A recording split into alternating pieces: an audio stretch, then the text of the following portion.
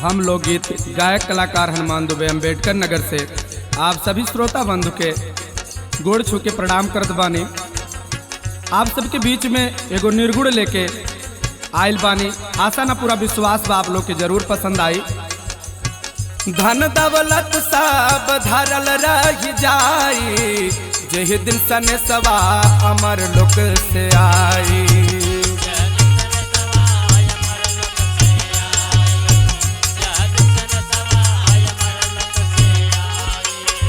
धन दौलत सब धरल रह जाई, धन दौलत सब धरल रह जाई, जही दिन सन सवाय अमर लोक से आई।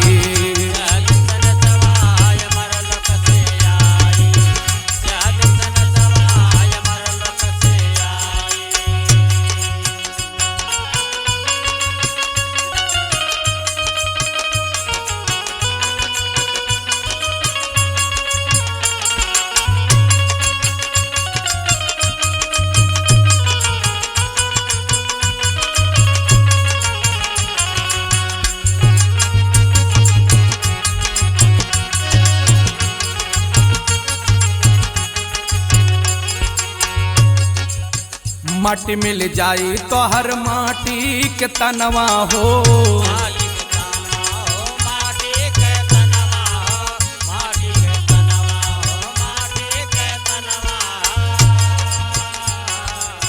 गुर गुर चमवा पे कराना गुमनवा हो।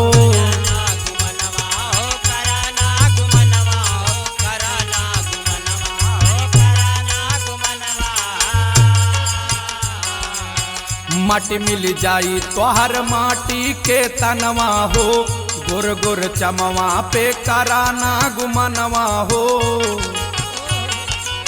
और रोवत रह जाई है, रोत रह जाई है घरे बाबू और माई, जह दिन सन सवाय अमर लोक से आई।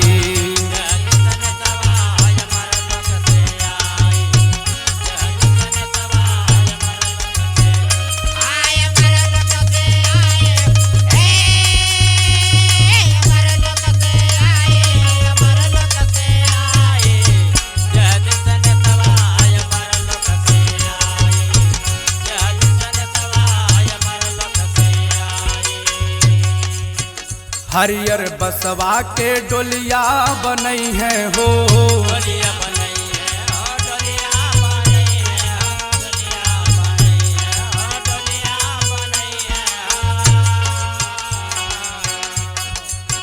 मुहवा पे ललकी चादरिया ओढ़ई है हो।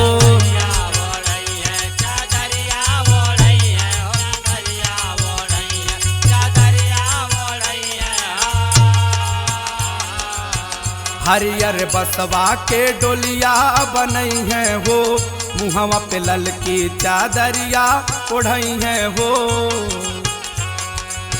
वही दिन मोह माया, वही दिन मोह माया जाए सब भुलाई, जह दिन सन सवाय अमर लोक से आई।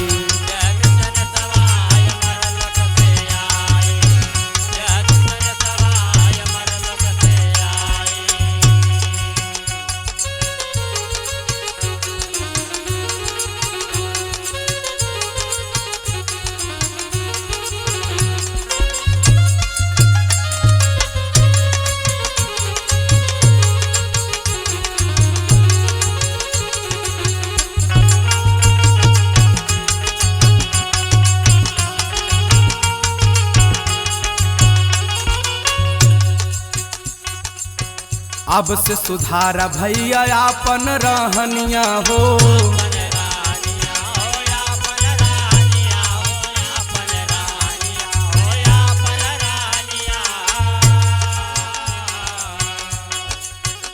अब हुस चेत करा हरि के भजनिया हो।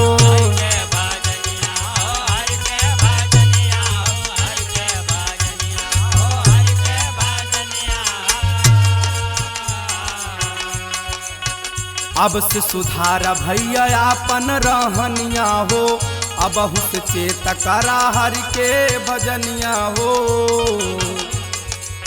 राहुल हनुमान नहीं चली चातुराई, जेह दिन सने सवा अमर लोक से आई।